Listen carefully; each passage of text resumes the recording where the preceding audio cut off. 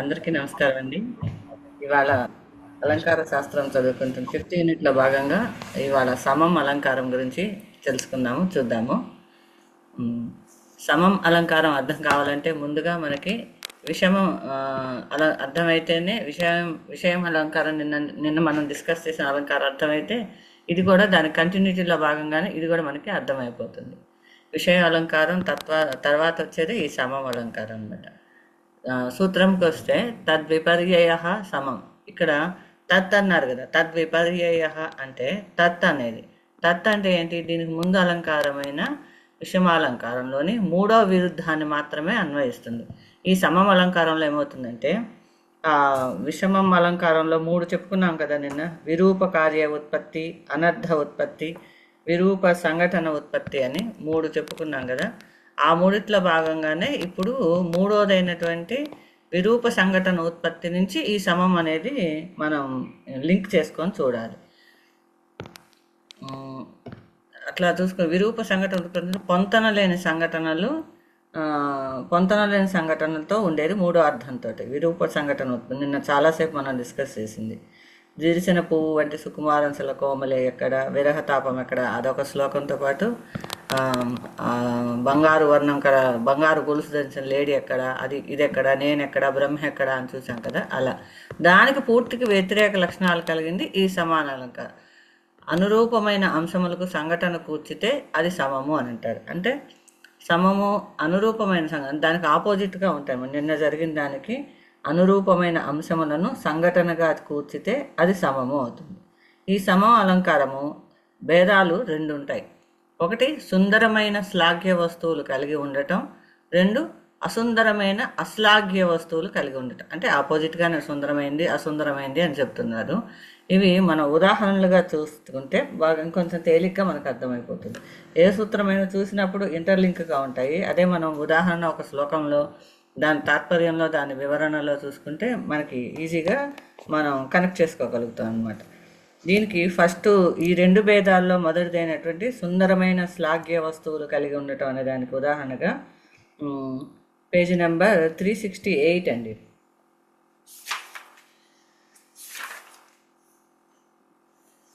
Page number 368, శ్లోకం number 172. త్వమేవ సౌందర్యా సచ రుచిరతాయాః పరిచితః కళానాం సీమానాం పరమిహ యువామేవ భజతః అయి ద్వంద్వం దిష్ట్యా తదిహ సుభగే సంవదతి వామతః శేషం యత్స్యాత్ జితమిహ తదానీం గుణితయా.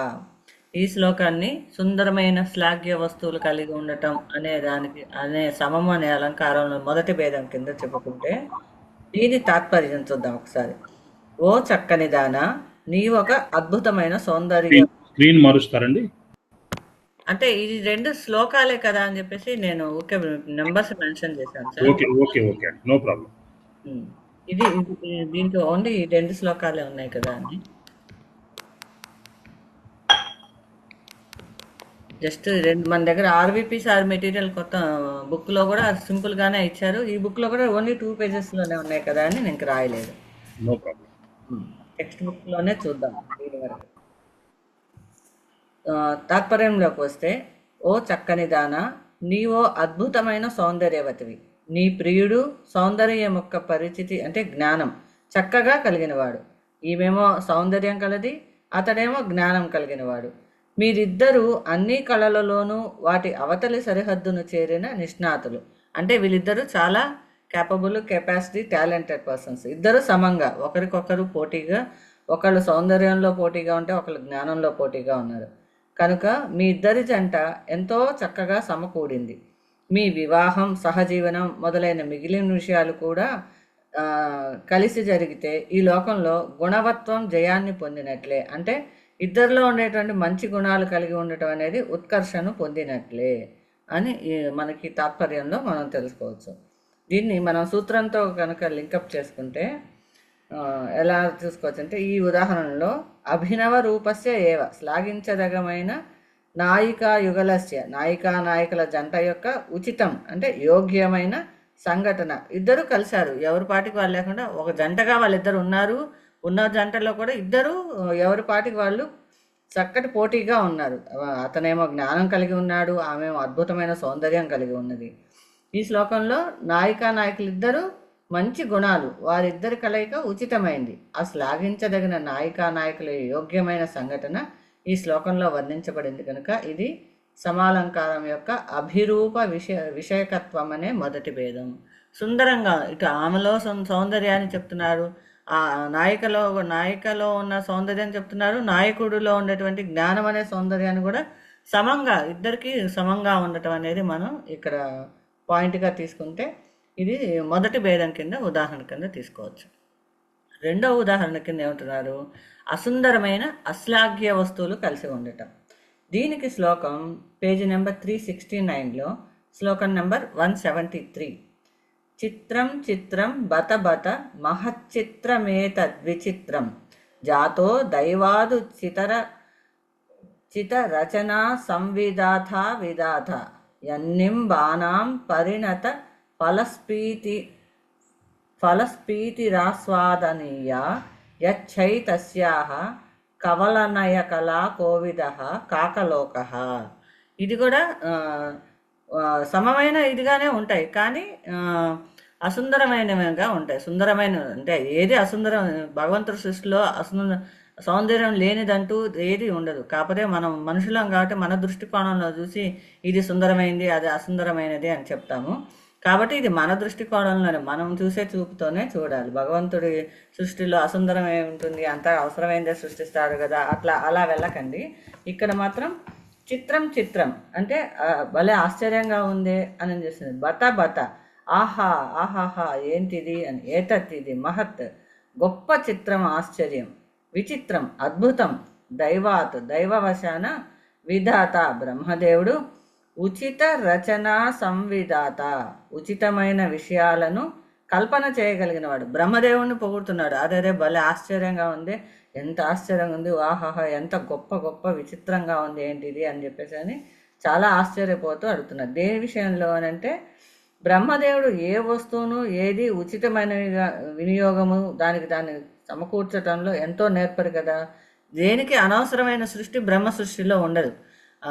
ఎంతవరకు వాళ్ళ కర్మ ఫలితాలను బట్టో వాళ్ళ బ్యాలెన్స్ని బట్టో మనకు ఒక కొత్త జన్మ వస్తుందని అనుకుంటాం, కానీ వేస్ట్గా లేకపోతే అనవసరమైన సృష్టి అనేది బ్రహ్మ సృష్టిలో ఉండదు.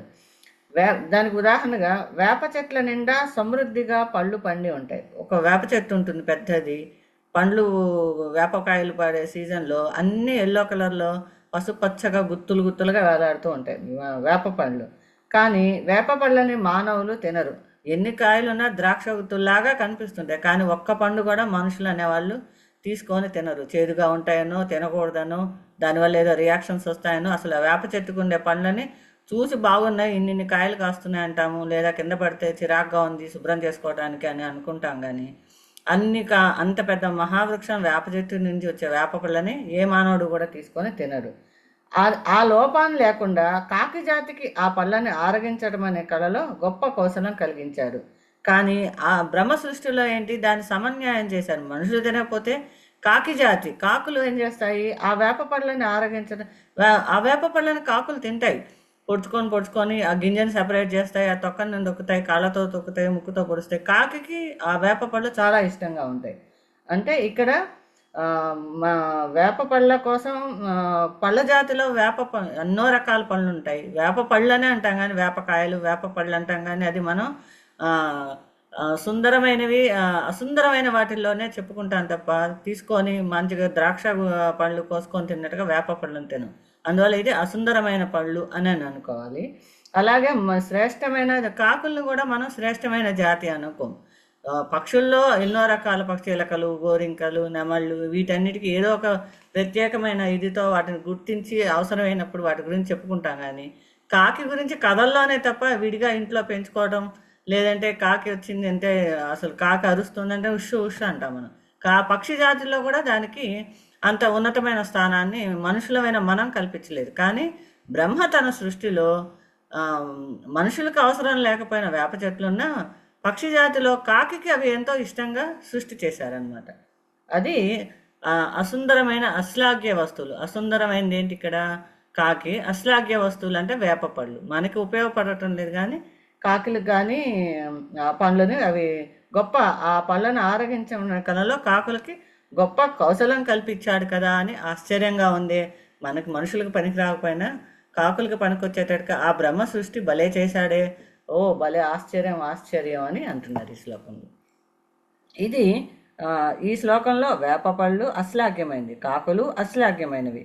ఈ అనభిరూపాలైన రెండు వస్తువులకు కలయిక కలగటం వలన ఇది అనురూపమైన కలయిక అయింది. ఇది సమాలంకారం యొక్క రెండవ భేదం అయినది. ఈ రెండు చాలా సింపుల్ శ్లోకాలే, కాకపోతే నాకు బాగా నచ్చాయి అన్నమాట. సింపుల్గా మనకి శ్లోకాలు తాత్పర్యాలు చూసుకుంటే పైకి వెళ్ళిపోయి సూత్రంతో మనం ఇంటర్లింక్ చేసేసుకొని అర్థం చేసుకోవచ్చు ఈజీగా.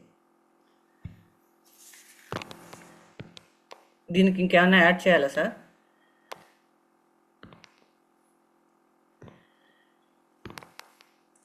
లక్ష్మారెడ్డి గారు, దీనికి ఇంకేమైనా యాడ్ చేయాలంటారా? లేదండి, బాగా చెప్పారు.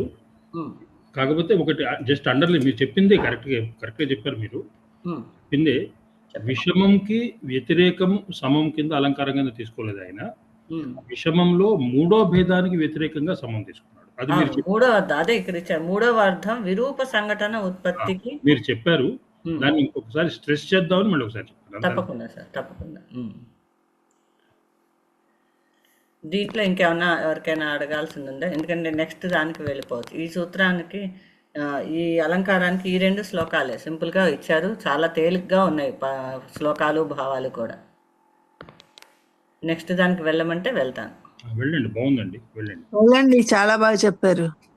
ఓకే, నెక్స్ట్ది విచిత్ర అలంకారం, పేజ్ నెంబర్ 370. విరోధమూలం విచిత్రం లక్ష్యయతి అంటే విరోధంగా మూలంగా కలిగిన విచిత్ర అలంకారాన్ని ఇప్పుడు నిరూపిస్తున్నాడు అంటారు.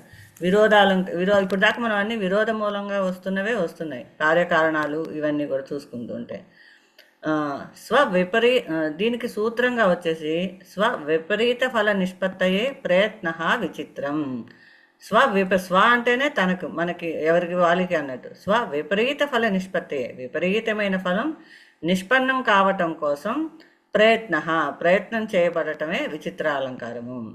దీన్ని బాగా వివరంగా మనం చూసుకోవాలంటే పేజ్ నెంబర్ 370లో వరదార్చన అని ఉంది, చూడండి ఒక్కసారి.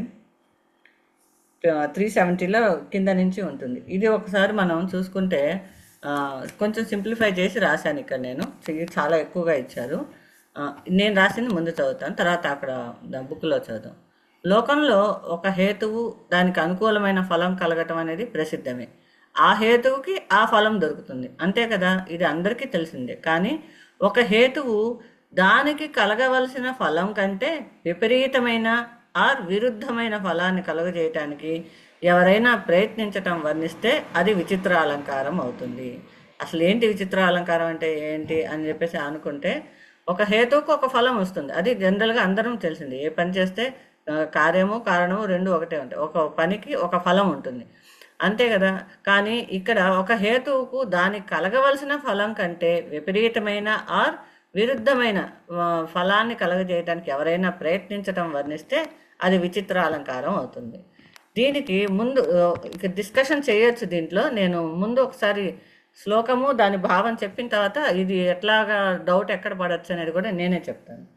దీనికి శ్లోకం కింద ఇదే పేజీలో నెక్స్ట్ పేజీలో ఉన్న 37 ముందు శ్లోకం చూద్దాము, తర్వాత డౌట్ కూడా నేనే చెప్పేస్తాను. శ్లోకం వచ్చేసి పేజీ నెంబర్ 372, పేజీ నెంబర్ 372, శ్లోకం 175. ఉన్నత్యై నమతి ప్రభుం ప్రభు గృహాన్ దృష్టుం బహిస్తిష్ఠితి స్వద్రవ్య వ్యయమాతనోతి జడధీరాగా మివిత్తాశయ ప్రాణాత్ ప్రాణితుమేవ ముంచతి రణే క్లిష్ణాతి భోగేచ్ఛయ సర్వం తద్విపరీతమేవ కురుతే తృష్ణాంధ దృక్సేవకః. ఈ శ్లోకంలో దీని తాత్పర్యం ఏమిటంటే, సేవకుడు తాను కోరిన ఔన్నత్యం మొదలైన కార్యాలను నిష్పన్నం చేయడం కోసమై వాటికి విరుద్ధమైన నమనం మొదలైన ప్రయత్నాలు చేయటం వర్ణించబడుతుంది. ఇంకా ఇది విచిత్ర అలంకారం. ఇది ఇక్కడ సింపుల్గా రాశాను, కానీ పేజ్ నెంబర్ 373లో చాలా బాగుంది, అది చూద్దాం ఒకసారి. సేవక వృత్తిలో ఉన్నవాడు ప్రతి పనిని తాను అనుకున్న దానికి వ్యతిరేకంగా చేస్తాడు. అంటే అతడు ఉన్నతంగా ఉండాలని మనసు, ఒక సర్వెంట్ ఉంటాడు, తను మనసులో అనుకుంటున్నది వేరు, తను చేస్తున్న పని వేరేగా ఉంటుంది. ఎట్లా అంటే సేవక వృత్తిలో ఉన్నవాడు ప్రతి పని ఎట్లా అంటే తాను ఉన్నతంగా ఉండాలని కోరుకుంటాడు. నేను చాలా బాగుండాలి, నేను చాలా పై మెట్టుకు ఎదగాలి, నేను చాలా పర్ఫెక్ట్గా ఉండాలి అని అనుకుంటాడు. కానీ తన ప్రభువు ముందు వంగి ఉంటాడు. అదే తన యజమాని కానీ తన ప్రభువు దగ్గర కానీ చాలా వంగి అనుకోగా అణిగిమణిగి ఉంటుంటాడు. కానీ మనసులో ఏంటి, ఉన్నతంగా ఉండాలి, నేనే పర్ఫెక్ట్గా ఉండాలి, గ్రేట్గా ఉండాలి, డెవలప్ అవ్వాలి అనుకుంటాడు. తన యజమాని కానీ ప్రభువు దగ్గర కానీ తన పై ఆఫీసర్ దగ్గర కానీ ఎంతో అణిగిమణిగి ఉంటాడు. తన ప్రభువు ఇంటిని చూడటానికి వెళ్ళటానికి మారుగా బయటే కావలి కాస్తూ ఉంటాడు. తన యజమాని ఇంటికి వెళ్తాడు, అక్కడ ఆ ఇంటిని చూసుకుంటూ ఉండాలి అనుకుంటాడు. కానీ ఆ లోపలికి వెళ్ళే అవకాశం లేకుండా ఇంటి బయటే గూర్ఖాలాగానో లేకపోతే ఒక కాపలా కాస్తున్న వాడిగానో ఇంటి బయటే నిలిచి ఉండాల్సి వస్తుంది. ముందెప్పుడో రాబోయే ధనం కోసం ఇప్పుడు తన డబ్బు ఖర్చు చేస్తాడు. యశస్సు అనే శరీరంతో జీవించటానికై, అంటే యుద్ధంలో తన ప్రాణాలను పోగొట్టుకుంటాడు. ఒక సైనికుడిని తీసుకున్నాం అనుకోండి, యుద్ధంలో సైనికుడు అనేవాడు రాజు కిందే పనిచేస్తాడు, రాజుకు సేవకుడిలాగా ఉంటాడు. అదే సైనికుడు యుద్ధంలో గెలిచినా మరణించినా తనకి యశస్సు తప్పనిసరిగా వస్తుంది. యశస్సు అనే శరీరంతో జీవించటానికై యుద్ధంలో తన ప్రాణాలను పోగొట్టుకుంటాడు. మరణించిన తర్వాతైనా ఇప్పుడు మనం పరమవీర చక్ర ఇట్లా ఎన్నో మనకి ఇప్పుడు రోజుల్లో కాకుండా పాత రోజుల్లో కూడా యుద్ధంలో మరణించారంటే చాలా గొప్పగా ఫీల్ అవుతారు వాళ్ళు. ఆ యశస్సు అనే శరీరంతో మనిషి శారీరకంగా చనిపోయినా సేవకుడు అనేవాడు కానీ సైనికుడు అనేవాడు కానీ వాళ్ళ యశస్సు అనే శరీరంతో నిత్యం జీవించడానికే ఇష్టపడతారు. విలాసవంతమైన జీవితాన్ని పొందడానికి కష్టపని పనిచేస్తాడు.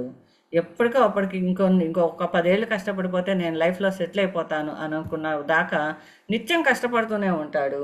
విలాసవంతమైన జీవితం వస్తుందా రాదా అని అంటే మనసులో అనుకుంటున్నదేమో ఒకటి ఉంటుంది, తను ఇప్పుడు ప్రస్తుతంగా ఉంటున్నది ఇంకొకటి ఉంటుంది. ఈ శ్లోకంలో సేవకుడు తాను కోరిన ఔన్నత్యం మొదలైన కార్యాలను నిష్పన్నం చేయటం కోసమే వాటికి విరుద్ధమైన నమనం మొదలైన ప్రయత్నాలు చేయటం వర్ణించబడుతుంది కనుక ఇది విచిత్ర అలంకారమే అని ఇచ్చారు. కాకపోతే మనకి ఇక్కడ వచ్చే డౌట్ ఏంటంటే, ఇక్కడ మనకు ఒక డౌట్ వస్తుంది. ఒకానొక కారణం నుంచి తద్విపరీతమైన కార్యం నిష్పన్నం కావటం అనే విషమాలంకారంలో మొదటి భేదం ఏంటి?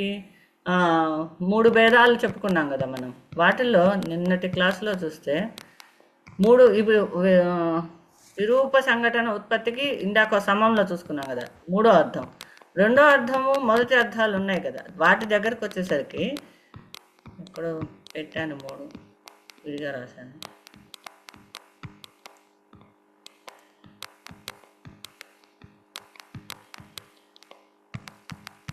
మేబీ ఆ పేజ్ మిస్ అయినట్టుందండి నేను స్కాన్ చేయటంలో. నేను ఇక్కడ నోట్ చేసుకున్న నా దగ్గర ఉన్న పేపర్లో ఉంది. విషమాలంకారంలో ఏంటి 3 పాయింట్లు నిన్న చెప్పుకున్నది. విరూప కార్య ఉత్పత్తి, అనర్థ ఉత్పత్తి, విరూప సంఘటన ఉత్పత్తి అని చెప్పుకున్నాం కదా.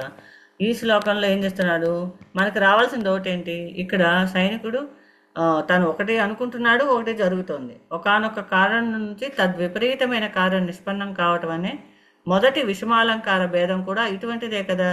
దానికి దీనికి భేదం ఏమిటి, మళ్ళీ ఈ అలంకారం చెప్పవలసిన అవసరం ఏముంది అని ఇక్కడ గ్రంథకారుడే తనని తానే ప్రశ్నించుకొని ఎక్స్ప్లెనేషన్ ఇస్తారు. ఇప్పుడు నేను ఈ డౌట్కి క్లారిఫికేషన్ ఏంటంటే 371లో ఇచ్చారనమాట టెక్స్ట్ బుక్లో. ఈ వరదార్చన కింద ఉంది కదా, దీన్ని చదువుకుంటే మనకి కొంత క్లారిఫికేషన్ వస్తుంది. ఇది విచిత్రంలోకి ఎందుకు వచ్చింది, ఇది దాంట్లోనే చెప్పేశారు కదా, మళ్ళీ ఇందులోకి ఎందుకు చెప్పారు అన్న దానికి ఈ దాంట్లో ఉన్నది. ఒకసారి చదువుతాను. లోకంలో హేతువుకు దానికి అనుకూలమైన ఫలం కలగటం ప్రసిద్ధమే. అయితే ఏ హేతువుకు ఏ ఫలం సంభవిస్తుందో కూడా అది అందరూ ఎరిగిన విషయమే. కానీ ఒక హేతువుకు దానికి కలగవలసిన ఫలం కంటే విపరీతమైన అంటే విరుద్ధమైన ఫలాన్ని కలగజేయటానికి ఎవరైనా ప్రయత్నించడం వర్ణించబడితే అది విచిత్రాలంకారం అవుతుంది. విచిత్రం ఈ అలంకార నామానికి ఔచిత్యం ఏంటంటే ఏ చిత్రం అంటే ఆశ్చర్యాన్ని కలగజేసేది అని అర్థంతో ముందుకు పోవాలి. ఏ చిత్రం అంటే ఏ చిత్రం అని అంటే విచిత్రంగా ఉండేది, విచిత్రం అనే ఆశ్చర్యాన్ని కలగజేసేది కాబట్టి అర్థం. ఒక హేతువుకు దానికి కలగవలసిన ఫలం కంటే భిన్నమైన దాన్ని ఫలంగా కలిగించాలని చేసే ప్రయత్నం ఆశ్చర్యజనకమే కదా. అందువలన ఈ అలంకారానికి విచిత్రం అనే పేరు కలిగింది. అయితే ఒకానొక కారణం నుండి తద్విపరీతమైన కార్యం నిష్పన్నం కావటం అనే మొదటి విషమాలంకార భేదం కూడా ఇటువంటిదే కదా. దానికి దీనికి భేదం ఏమిటి, మళ్ళీ ఈ అలంకారాన్ని చెప్పవలసిన అవసరం ఏముంది అని ఆశంకించుకొని ఈ రెండు అలంకారాల కల భేదాన్ని వివరిస్తున్నది. రెండిటికల మన అది ఇది ఒకటే అయినప్పుడు ఎందుకు మళ్ళీ చెప్పడం అని అంటే దీనికి భేదాలకి రెండిటికి డిఫరెన్సెస్ ఏంటో తనే చెప్తున్నాడు. మళ్ళీ విషమాలంకారంలో ఏంటి మొదటి సూత్రం, విరూప కార్యానర్థము ఉత్పత్తికి అని మొదటి కరస్పర్శం అవాప్యస్ అనే ఒక శ్లోకం తీసుకుందాం. రాజుగారి ఖడ్గము తమాలి వృక్షంలాగా నల్లగా ఉంది. ఈ నల్లని ఖడ్గం ప్రతి యుద్ధంలోనూ అతని హస్తస్పర్శతో తెల్లని కీర్తిని జనిస్తుంది. అంటే ఆ రాజు ఖడ్గ సహాయంతో ప్రతి యుద్ధంలోనూ జయించి గొప్ప కీర్తిని సంపాదిస్తున్నాడని నిన్న చెప్పుకున్నాము. దీంట్లో ఏంటి, కారణం ఖడ్గము, కార్యం కీర్తి, గుణం తమాల నీలత్వం. కానీ కార్యమైన కీర్తి దానికి పూర్తిగా విరుద్ధమైన శరదిందు పాండుత్వాన్ని అంటే శరత్కాలంలోని చంద్రుడిలాగా తెల్లగా ఉంది. ఇది కారణానికి విరుద్ధమైన రూపకం గల కార్యం యొక్క ఉత్పత్తి అనే మొదటి విషమాలంకారం. విషమాలంకారంలో చెప్పుకుంటే అక్కడికక్కడ సరిపోయింది. దీన్ని విచిత్రంలోకి ఎలా చెప్తున్నారు అంటే రెండింటి మధ్యలో డిఫరెన్సెస్ చెప్తున్నారు. అప్పుడు మనకు అర్థమవుతుంది. విషమాలంకారంలో ఏమవుతుంది, ఎవరి ప్రయత్నం లేకుండా తనంతట తానే కారణ విరుద్ధమైన కార్యం నిష్పన్నమైతే అది విషమాలంకారం. ఎవరు ప్రయత్నం చేయరు. రాజుగారి ఖడ్గం అంటే తను యుద్ధం చేస్తాడు, యుద్ధం చేసిన ఫలితంగా కీర్తి వచ్చేస్తుంది. ఇక్కడ రాజుగారి ప్రయత్నం ఉంటుంది కానీ కత్తి ప్రయత్నం ఏముండదు. రాజుగారు దాన్ని హస్తస్పర్శతో పట్టుకున్నందువల్ల కీర్తి అనేది తెల్లని వచ్చిందని ఆ శ్లోకం 168 శ్లోకంలో చూసుకున్నాం. విచిత్రంలో ఏంటి, కారణ విరుద్ధమైన కార్యాన్ని ఉత్పన్నం చేయటం కోసం సొంతంగా తనే సూత్రంలో ఏం చెప్పారు మనకి, విచిత్రంలో విపరీత ఫల నిష్పత్తయే. తను అనుకుంటున్న దానికి తను సొంతంగా ప్రయత్నం చేయబడితే అది విచిత్రం. స్వయంగా తాను ప్రయత్నిస్తే విచిత్రం అవుతుంది. ఎవరి ప్రయత్నం లేకుండానే ఫలితం కనుక కలిగితే అది విషమాలంకారం అవుతుంది అని చెప్తున్నారు. ఈ రెండింటికి డిఫరెన్సెస్ ఇది. అదే విషమాలంకారమే కదా మళ్ళీ విచిత్రంలో ఎందుకు చెప్తున్నారు అనే ప్రశ్న మనకు వస్తుందని అది గ్రంథకారుడే మెన్షన్ చేసి ఈ రెండింటికి డిఫరెన్సెస్ ఇలా ఇచ్చారనమాట. థియరీ పార్ట్కి ఇచ్చారు, నేను టేబుల్ ఫామ్లో రాశాను. విషమాలంకారంలో ఎవరి ప్రయత్నం లేకుండా తనంత తానే కారణ విరుద్ధమైన కార్యం నిష్పన్నం అవుతుంది. విచిత్రంలో కారణ విరుద్ధమైన కార్యాన్ని ఉత్పన్నం చేయటం కోసం స్వయంగా తాను ప్రయత్నిస్తాడు, తాను ఆలోచిస్తాడు, నేను ఉన్నతంగా ఉండాలి, నాకు మంచి పేరు రావాలి, నేను ఇవన్నీ చేయాలి అన్నట్టుగా విచిత్రంగా ఉంటుంది. తాను స్వయంగా ప్రయత్నిస్తే అది విచిత్రం అవుతుందని నేను అర్థం చేస్తున్నంత వరకు ఇలా రాశాను. దీనికి ఇంకేమైనా యాడ్ చేస్తారా సార్ మీరు? లేదండి, బాగా చెప్పారు ఒకటి, తర్వాత కాంట్రాస్ట్ చెప్పారు. ఇట్లా మనకు పారాగ్రాఫ్ లా చదువుకుంటే ఒక పాయింట్ వరకే అర్థమవుతుంది. ఇట్లా టేబుల్ ఫామ్ లో రాసుకుంటే అది ఇది. అవునండి, అక్కడ విషమాలంకారంలో మొదటి భేదానికి విచిత్రంలో చెప్పిన దానికి తేడా ప్రయత్నం లేకుండా కార్యము విపరీతంగా జరుగుతుంది. ఇక్కడ ప్రయత్నంతో కార్యం విపరీతంగా జరగడానికి ప్రయత్నిస్తాడు. అది శ్లోకం నెంబర్లు కూడా అది 168 అవుతుంది, ఇది 175లో. రెండింటికి డిఫరెన్సెస్ మనం చూసుకుంటే అర్థమైపోతుంది.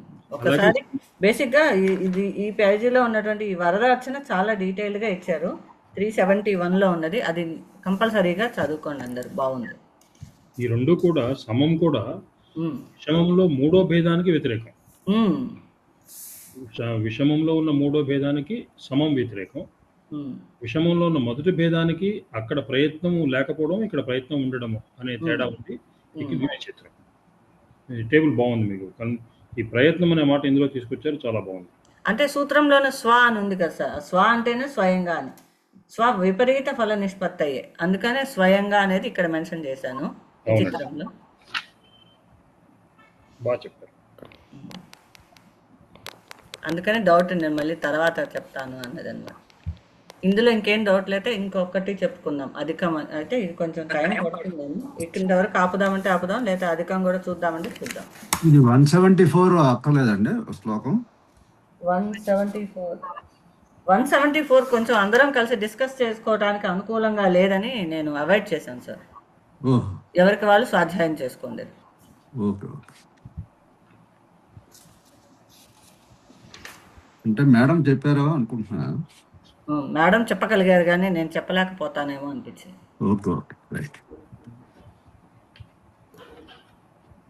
దాంట్లో కూడా కరెక్ట్గా అర్థమైపోతుంది, కానీ చూడండి ఒకసారి బాగానే ఉంది. ఇంతే ఒకదానికి చూడలేదండి, ఆవిడ చెప్పినప్పుడు విన్నా కానీ మరి నాకు గుర్తులేదు. అదే కరెక్టే మీరు అడిగింది, నేను చెప్పుండాల్సింది ముందుగానే. కాకపోతే అది ఎవరికి వాళ్ళు చదువుకుంటే బాగానే ఉంటుంది. Okay okay.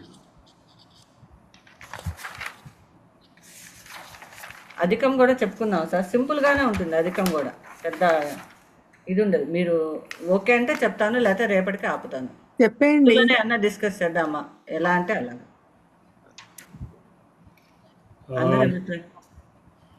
నాకు ఒక ఐడియా ఉందండి. చెప్పండి సార్.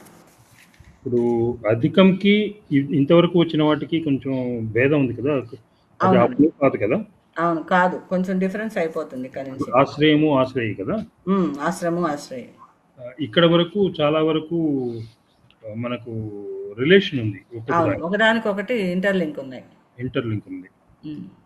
మీరు వీటి గురించి ఏమన్నా క్లస్టర్ లాగా ఏమన్నా తయారు చేశారా? యాజ్ ఆఫ్ నో అయితే చేయలేదు సార్. నేను మీరు పర్మిషన్ ఇస్తే నేను ఒక క్లస్టర్ చేశాను. చెప్పండి సార్, అది కరెక్ట్గా యూజ్ అవుతుంది కదా. ఎందుకంటే నెక్స్ట్ హాఫ్ అన్ అవర్ మనం అది డిస్కస్ చేసుకుంటే ఇంకొంచెం మనసులో హత్తుకుపోతుందని నా ఉద్దేశం. నేను ఒక చిన్న క్లస్టర్ చేశాను. ఏం లేదు సార్, ఇలాంటివి కావాలనే కదా అడుగుతుంది. నేను చేయలేకపోవటం వల్ల ఇదే కరెక్ట్ అనేది కాదు కదా. అందరి అభిప్రాయాలు మనం స్వాధ్యాయమే చేసుకుంటున్నాం ఇక్కడ. నాకు వచ్చేసిందంటే మీకు రాలేదని కాదు, మీరు చెప్తే మాకు వస్తుందనే ఇదితోనే మేము అడుగుతుంటాం మేము ఎప్పుడు కూడా. మీరు నన్ను హోస్ట్ చేస్తే నేను ఆ స్క్రీన్ షేర్ చేస్తాను. తప్పకుండా సార్, ఒక్క నిమిషం.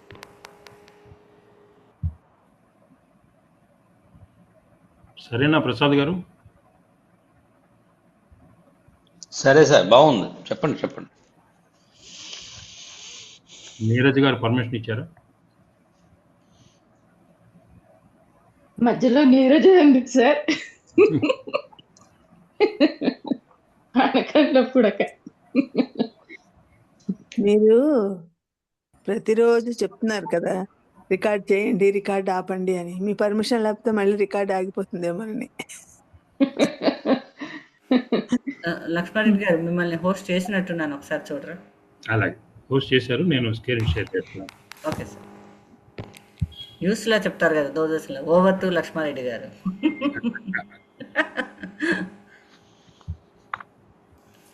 సరదాగా అన్నాను సార్, మరి సీరియస్ గా చదువుకోకూడదు, వేరేగా అనుకోకండి. స్క్రీన్ కనిపిస్తుందండి? కనిపిస్తుంది సార్.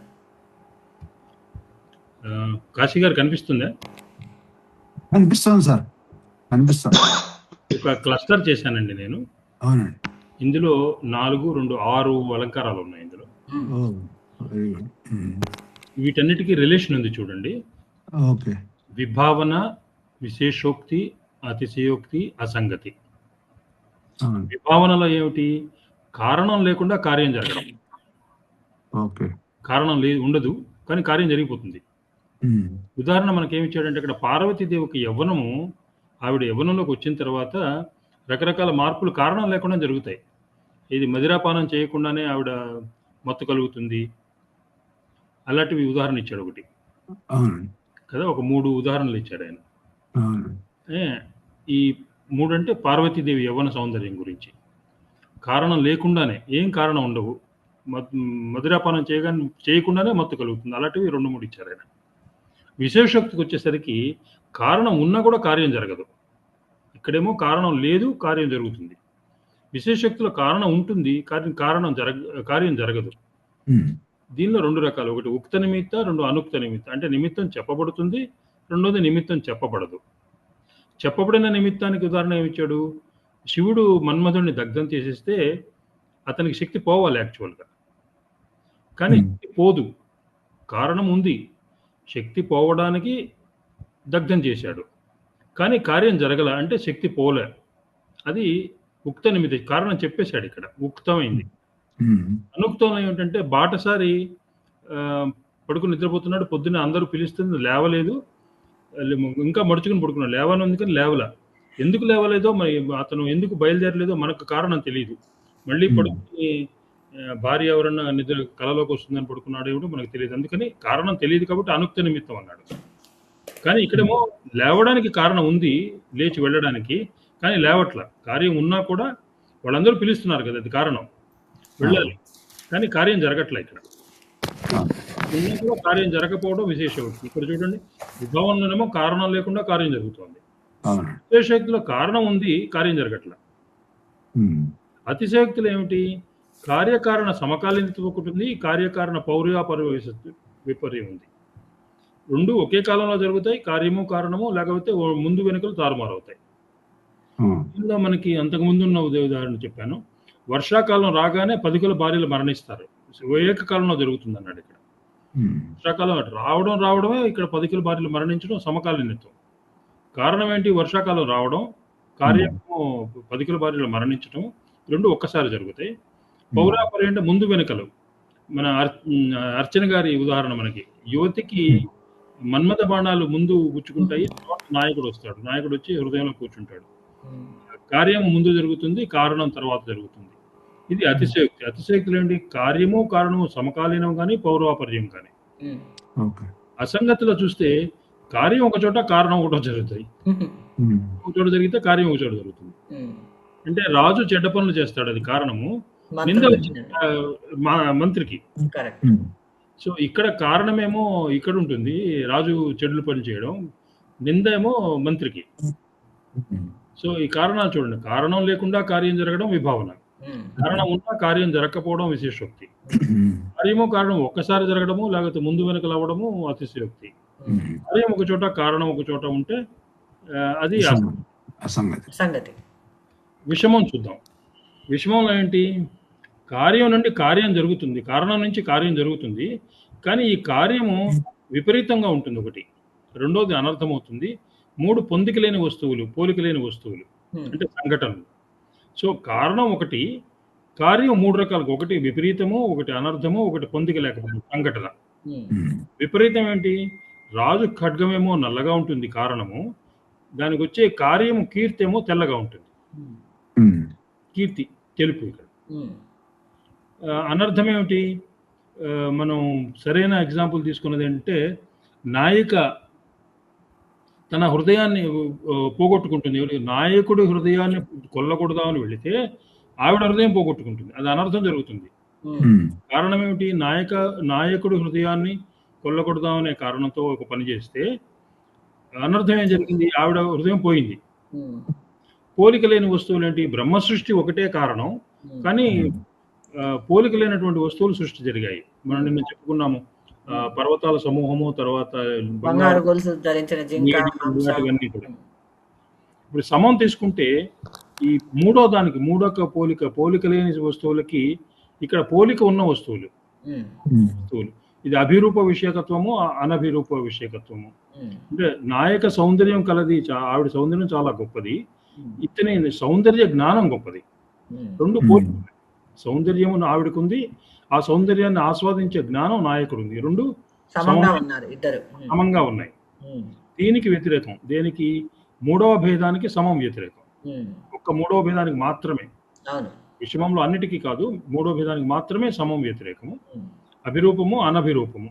అనభిరూపం అంటే బ్రహ్మ సృష్టి చేస్తాడు వేపపళ్ళని, ఆ వేపపళ్ళు మానవులకు పనికిరావు, కాకులకు పనికి వస్తాయి. ఇది అనభిరూపం. చాలా బాగుంది సార్. అభిరూపంలో అంటే ఒకే గుణాన్ని కంపేర్ చేయట్లేదు కదా, ఇద్దరులోనూ ఒకటి జ్ఞానము, ఒకటి రూపము తీసుకుంటాడు. అయినా అక్కడ ఇది వేరే వేరే వస్తువులు కావు కదా, ఒకే వస్తువు, వేరే వేరే వస్తువులు. నాయకుడు, నాయిక, లేడీ. ఒకటి సౌందర్యము, రెండు జ్ఞానము, రెండు పొంతన లేని వస్తువులు. అయితే సౌందర్యాన్ని రెండిట్లో తీసుకోవట్లేదు, కానీ రెండు సౌందర్యం కాబట్టి సమమైన పోలిక ఉన్నవి. అంటే ఇద్దరు ఈక్వల్ గా ఉన్నారు, నాయిక ఈక్వల్ గా ఉంది, నాయకుడు. ఒక దాంట్లో నాయకులోనేమో ఒకళ్ళు జ్ఞానం తీసుకుంటున్నారు, ఒకళ్ళనేమో సౌందర్యం తీసుకుంటున్నారు. దీనికి ఆపోజిట్ అయింది. ఇక్కడేమో పోలిక లేవు ఆ వస్తువులకి, అదే అంటే సమం ఏమో అనేటప్పటికి పోలిక జనరల్ గా ఉంది. మనం రెండు సేమ్ గుణాలేమో అనుకుంటాం. ఇక్కడ పోలిక ఉంది. సౌందర్యము ఆ. సౌందర్యమే. అక్కడ సౌందర్యం యొక్క సమృద్ధి, రెండోది సౌందర్యం యొక్క జ్ఞానం. 2 సౌందర్యం గురించే. వస్తువులు సమమైన వస్తువులే 2 కూడా. ఓకే ఓకే, సౌందర్యం గురించే జ్ఞానం అనమాట. సౌందర్యం సమృద్ధి, సౌందర్యం జ్ఞానం 2 సమమైన వస్తువులే కదా. ఓకే పోలిక లేని వాళ్ళిద్దరూ వస్తువు. కలిస్తే ఎలా ఉంటుందో అని కూడా అంటాడు కదా. ఇద్దరు ఈక్వల్ స్థాయిలో కలిస్తే ఎలా ఉంటుందో అని అన్నది కూడా సమంగా ఉన్న ఈక్వల్ పాయింట్. నాకు అర్థమైంది ఏంటంటే ఒకళ్ళలో జ్ఞానం తీసుకొని ఒకళ్ళలో సౌందర్యం తీసుకున్నారేమో అన్నట్టుగా అర్థమైంది. ఏదైనా 2 కూడా సౌందర్యానికి సంబంధించిందే కాబట్టి పోలిక ఉన్నవి అనుకోవచ్చు. ఓకే.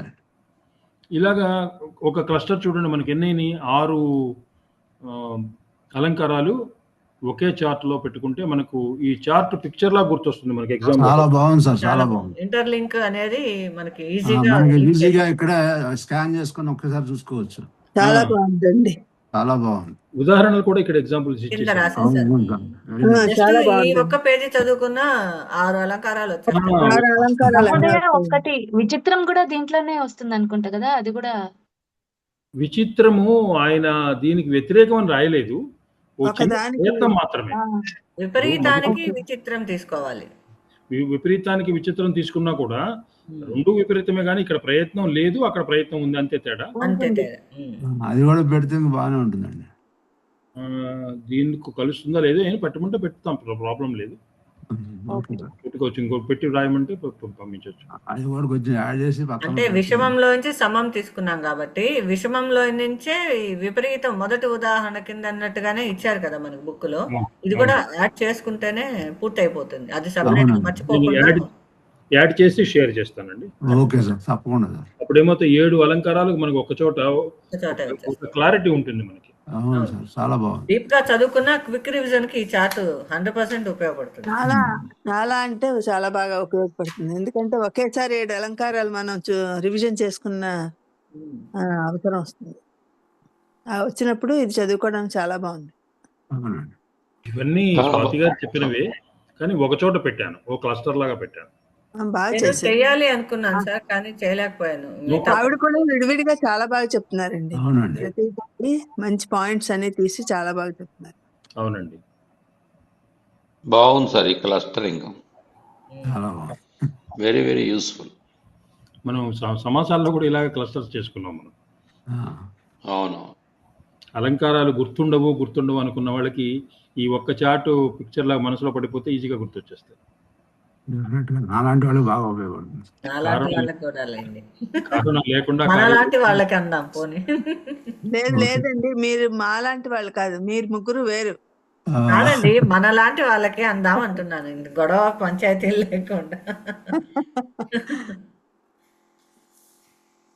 నేను అది కూడా యాడ్ చేస్తానండి, విచిత్రం కూడా యాడ్ చేసి గ్రూప్ లో పెట్టేస్తాను. ఓకే సార్, ఉపయోగపడుతుంది. మనం ఇంతవరకు చాలా సబ్జెక్ట్స్ రివైజ్ చేశాం, కానీ ఈ అలంకార సర్వస్వం కొన్నీ వీడియోస్ దేనికి లేవు, అన్ని క్లాసులు పెట్టుకున్నాం మనం. అవును సార్, స్లోగా వెళ్దామని ఒక్కొక్కటి 2 అంతకన్నా పోవట్లేదు మాక్సిమం మనం. దీంతో 23వ వీడియో అవుతుంది మనది. ఒక్కొక్క అలంకారాలు ఒక్కొక్కటి అన్నట్టు అవుతాయి. కానీ ఇలా క్లస్టర్స్ చేస్తేనండి మళ్ళీ అవన్నీ చాలా తగ్గిపోతాయి. ఈ క్లస్టర్స్ మాత్రం 10-15 క్లస్టర్స్ చేసుకుంటే గురుగారు చెప్పినట్టు చాలా బాగుంటుంది. అలాగే శబ్దాలంకారం కూడా ఒక క్లస్టర్ చేసుకోవచ్చు అండి, అక్కడ ఒక 6 ఉన్నాయి. అవును, అదొకటి 13 అయిపోతాయి. ప్రసాద్ గారు చెప్పిందంతా ఒక క్లస్టర్ గానే ఉందిలేండి, అది బాగుంది. బాగుంది. డిస్కషన్ అయిపోతే రికార్డింగ్ తీసేయచ్చు. చూద్దాం, ఉండండి ఒక 2 minutes. ఇంకెవరైనా పాయింట్స్ ఏమన్నా చెప్తారా? వీటిల్లో ఇంకేమైనా యాడ్ చేయాల్సినవి ఉన్నాయా? యాడ్ కానీ డౌట్స్ కానీ?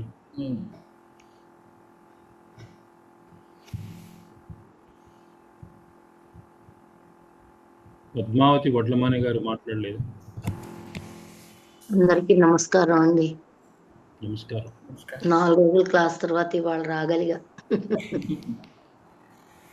రికార్డింగ్స్ వింటున్నాను కానీ అయ్యో క్లాస్ అటెండ్ అవ్వట్లేదు. రికార్డింగ్ ఆపనా అండి? ఆపేయండి. దాన్ని చాలా బాగా అంటే సెపరేట్ చేయడం గుర్తుపెట్టుకోవడానికి చాలా బాగుంది. మీరే చేయాలేమో సార్, మీరు కదా ఇప్పుడు హోస్ట్. ఓ నేనే చేయాలా? సారీ. అలా అని నాకు డౌట్. Correct correct.